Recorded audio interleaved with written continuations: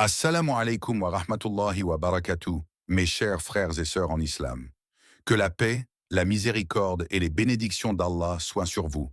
Bienvenue sur Lumière du Dhikr, un espace où la sagesse infinie d'Allah nous guide et où chaque moment de réflexion rapproche notre cœur de lui.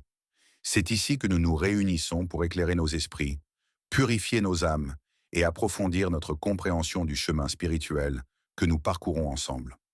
Aujourd'hui, nous entrons dans un sujet délicat et souvent difficile à aborder, mais néanmoins d'une importance vitale pour chacun d'entre nous. La magie noire. Un mal invisible mais profondément perturbant, dont les effets peuvent ébranler notre paix intérieure et nuire à notre connexion avec Allah, le Tout-Puissant.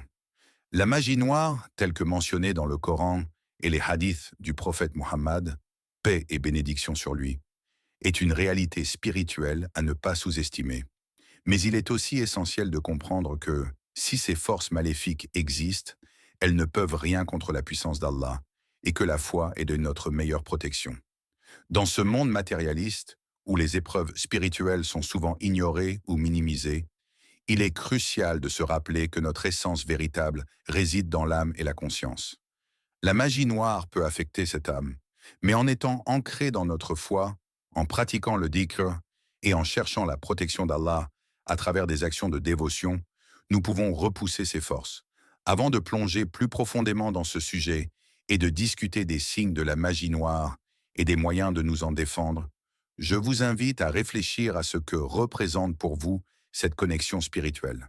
Comment cultivez-vous la pureté de votre âme? Comment élevez-vous votre foi pour qu'elle soit votre rempart contre tout mal? Si ce contenu vous touche, si vous sentez qu'il résonne dans votre cœur, n'oubliez pas de vous abonner à Lumière du Dhikr.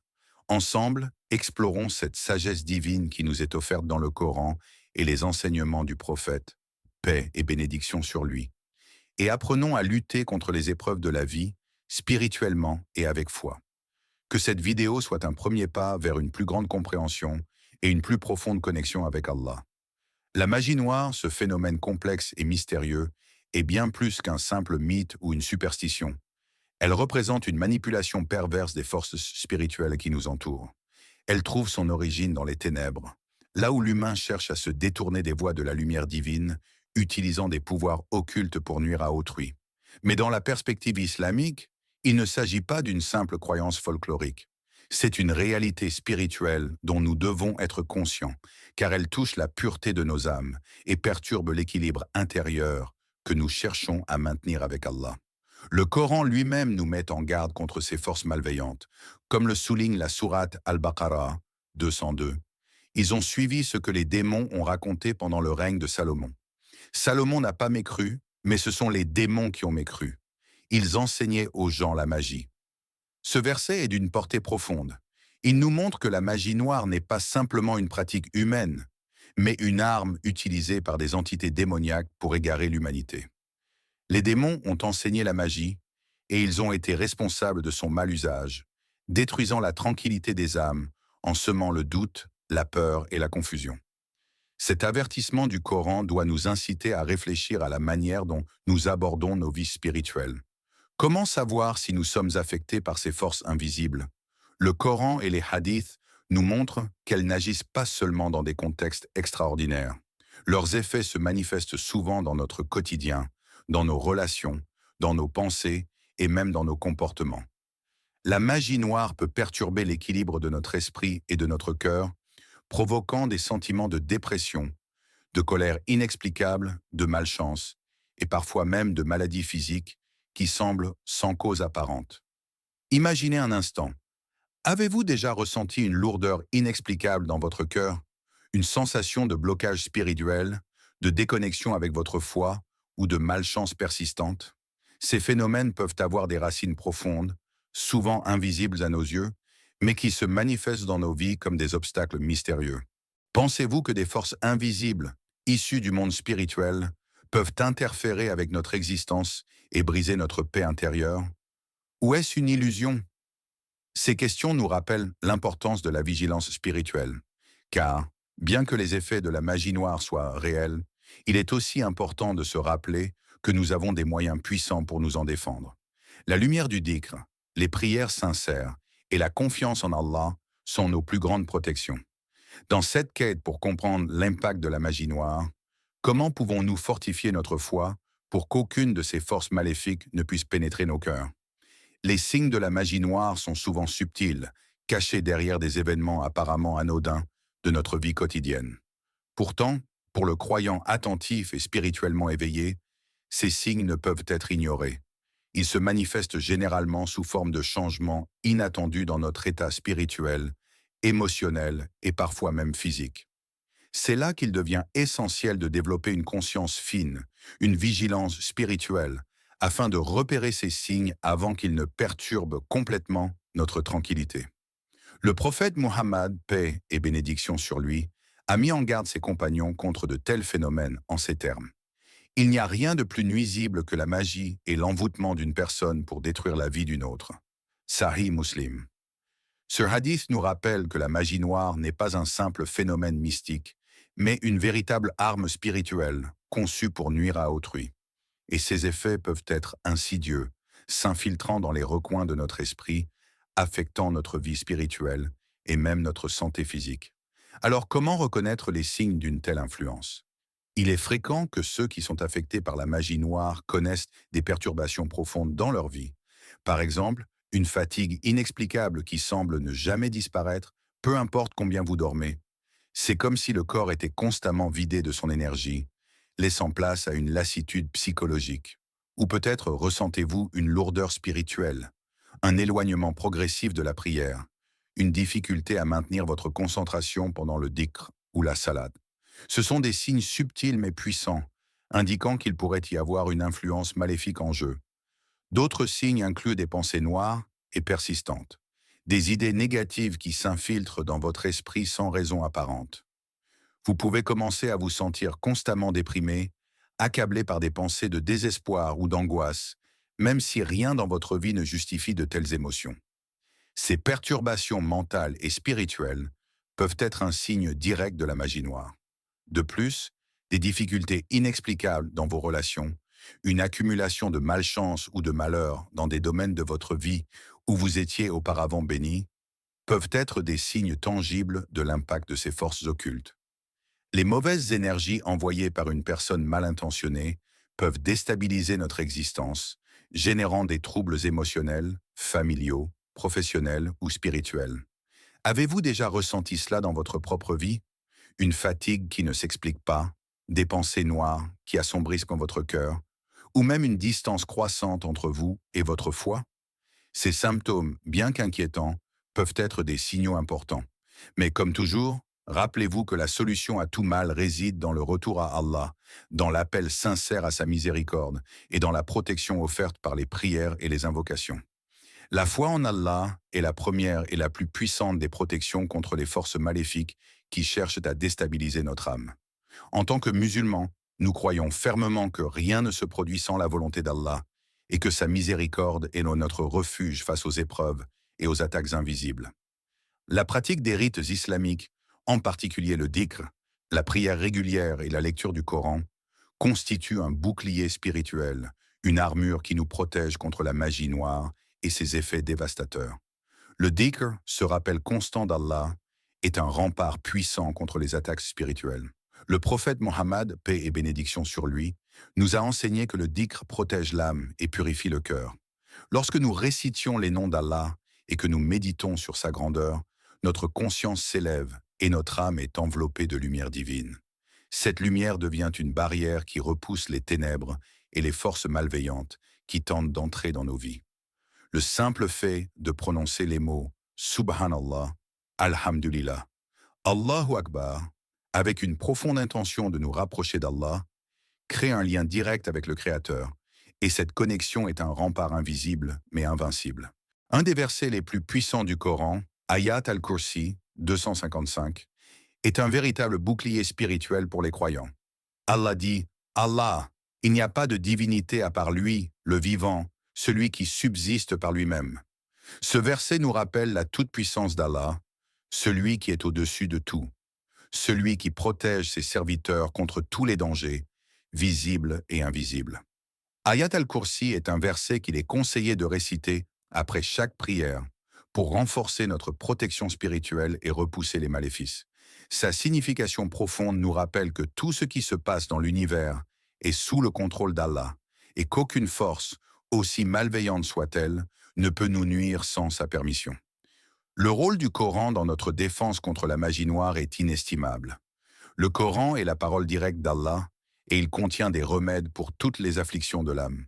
La lecture du Coran, notamment les versets protecteurs comme ceux de la Sourate Al-Falaq, 113, et Al-Nas, 114, est une source de protection et de guérison.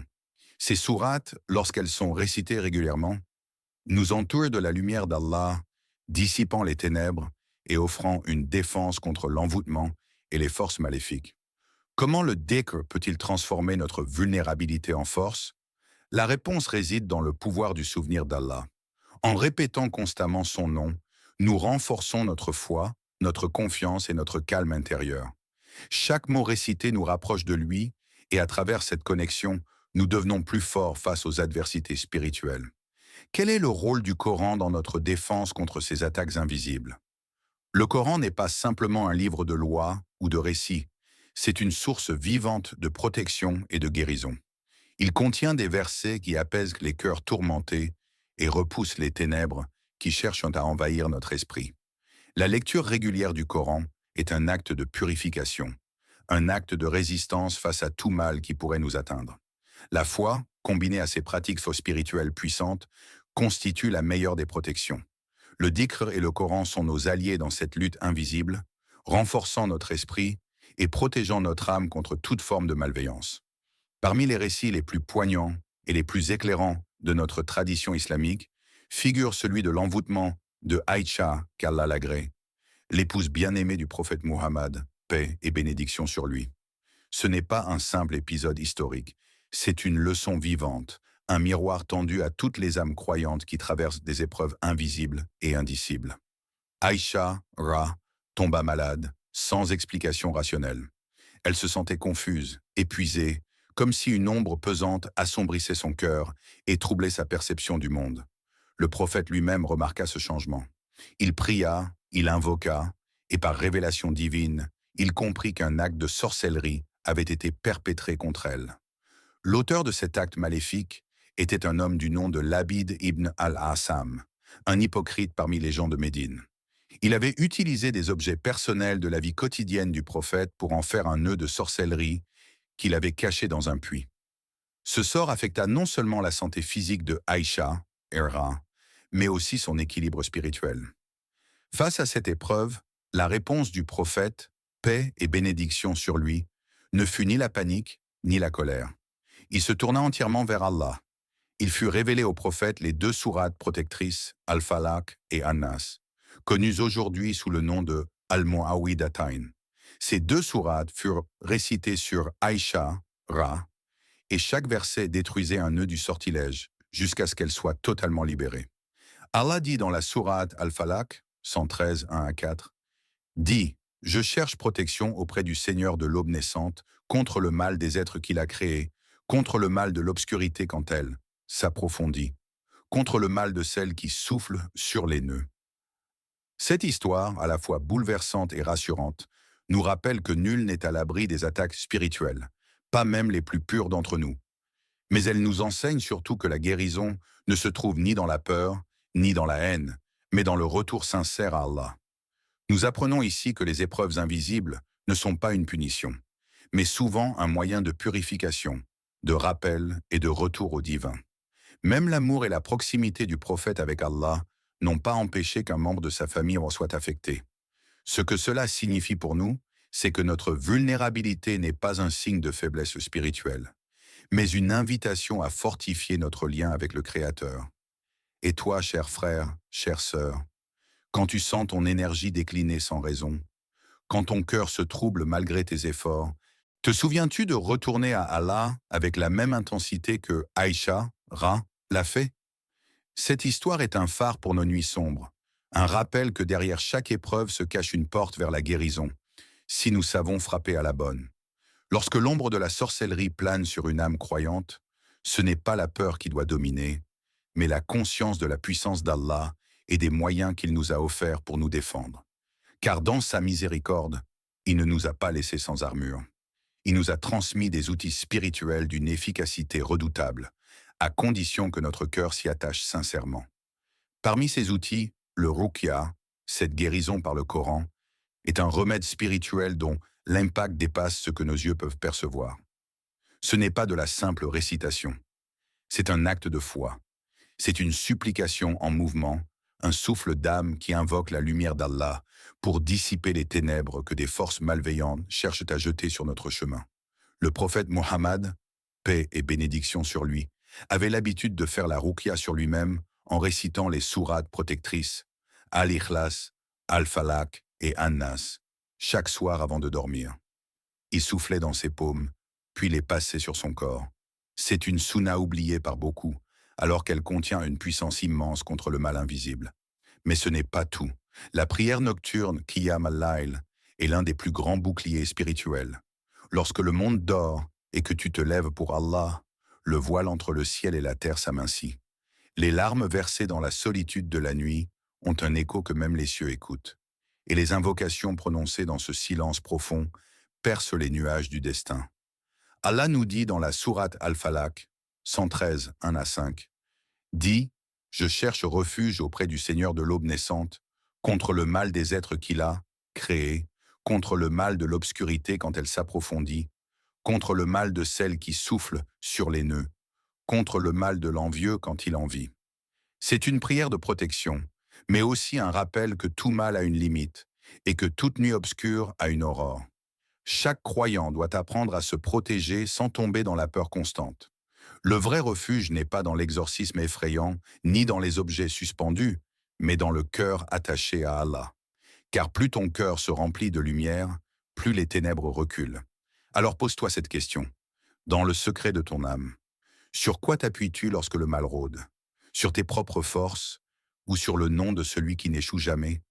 Lorsque la magie noire s'introduit dans une vie, elle ne se contente pas de troubler une âme. Elle agit comme un poison silencieux qui s'infiltre dans les relations, les foyers et même les communautés entières. Ce n'est pas toujours par des manifestations spectaculaires, mais bien souvent par des tensions subtiles, des disputes inexpliquées, des malentendus persistants et une désunion progressive. Le foyer en islam est un sanctuaire, et lorsque ce sanctuaire est affaibli, c'est toute la structure spirituelle de la société qui s'en trouve fragilisée. Le diable et ceux qui œuvrent à travers lui visent précisément cela, briser les liens d'amour, d'entraide et de confiance, car ils sont les piliers de la force collective des croyants. Le prophète Mohammed, paix et bénédiction sur lui, a dit dans un hadith rapporté par Muslim, « Iblis place son trône sur l'eau, puis envoie ses troupes. Les plus proches de lui sont ceux qui causent le plus de corruption. L'un d'eux revient et dit, « Je n'ai cessé de le tenter jusqu'à ce qu'il divorce de sa femme. » Iblis le rapproche alors de lui et lui dit, « Tu es excellent. » Ce hadith dévoile à quel point la division familiale est célébrée par les forces du mal. Et souvent, ces divisions ne viennent pas de simples erreurs humaines. Elles sont parfois alimentées par des influences invisibles, par la jalousie d'un proche, par une sorcellerie dissimulée sous le masque d'un conseil bienveillant, par des malédictions déposées sans bruit, mais qui éclatent dans la colère soudaine, la fatigue constante ou l'indifférence glaciale entre époux, entre parents et enfants. La magie noire se nourrit de nos faiblesses émotionnelles. Rancune, orgueil, négligence de la prière, rupture du lien familial. Chaque faille est une porte ouverte. Mais chaque acte d'amour, chaque pardon sincère, chaque repas partagé, chaque prière en groupe, chaque « je t'aime pour Allah » referme ses portes une à une. L'unité est une protection. Le Silat ar-Rahim, le maintien des liens de parenté, est une lumière qui éteint l'obscurité. Demandez-vous aujourd'hui, quel lien devez-vous réparer pour renforcer votre rempart spirituel? Et que pourriez-vous dire ou faire pour que votre foyer devienne une forteresse imprenable face à ces attaques invisibles? Il existe un bouclier plus solide que tout talisman, plus lumineux que toute amulette. C'est la foi pure, une foi débarrassée des doutes, des peurs inutiles et des attaches à ce qui n'est pas Allah. Une foi qui vit dans le cœur, respire dans les actes et se nourrit du dhikr, du Coran et de la soumission sincère. La magie noire peut assaillir les corps, troubler les cœurs, mais elle recule toujours devant la lumière d'une foi sincère. Car la foi véritable n'est pas un simple mot prononcé par la langue, mais une force qui pénètre chaque fibre de l'âme. C'est cette foi qui pousse le croyant à se lever dans la nuit, quand tout dort, pour murmurer à Allah ses douleurs et déposer sur lui ses peurs. Le Coran nous offre ce rappel vibrant dans la sourate Az-Zumar 39-36. N'est-ce pas Allah, votre protecteur? Et quiconque prend Allah pour protecteur, alors nul ne peut l'égarer. Quand tu crois profondément que c'est Allah seul qui détient le pouvoir, alors tout autre pouvoir, aussi noir, aussi occulte soit-il, s'effondre. Il devient poussière face à sa volonté. Mais cette foi n'est pas passive. Elle se manifeste dans l'action, dans la constance de la prière, dans la récitation des protections du matin et du soir, dans la sincérité du repentir, dans la confiance absolue en l'issue que prépare Allah, même lorsque tout semble perdu. L'histoire nous enseigne que les prophètes eux-mêmes ont été confrontés aux ruses des sorciers. Moïse, alayhi salam, a vu leurs cordes se transformer en serpents illusoires. Mais par la foi, il a lancé son bâton, symbole de sa confiance en Allah, et ce bâton a dévoré leurs illusions. C'est ainsi que la foi agit. Elle détruit ce que les ténèbres tentent d'installer dans nos cœurs. Elle ne nie pas l'existence du mal, mais elle affirme la suprématie du bien. Et ce bien, c'est Allah. C'est son nom. C'est sa promesse. Alors demande-toi, est-ce que tu vis ta foi comme un simple vêtement que tu enlèves en cas d'épreuve? Ou est-elle ton armure, portée jour et nuit, même quand personne ne te voit? Il y a dans le silence de la nuit, dans le souffle discret de nos cœurs blessés, une vérité que nous oublions parfois. Allah voit tout, sait tout et protège tout. La magie noire n'est pas un mythe, ni un fantasme ancien. C'est une blessure invisible, un poison versé dans l'ombre. Mais il existe un antidote divin, la lumière de la foi. Aujourd'hui, à travers ce rappel, tu as vu que les chaînes de l'envoûtement ne sont pas plus solides que la parole d'Allah.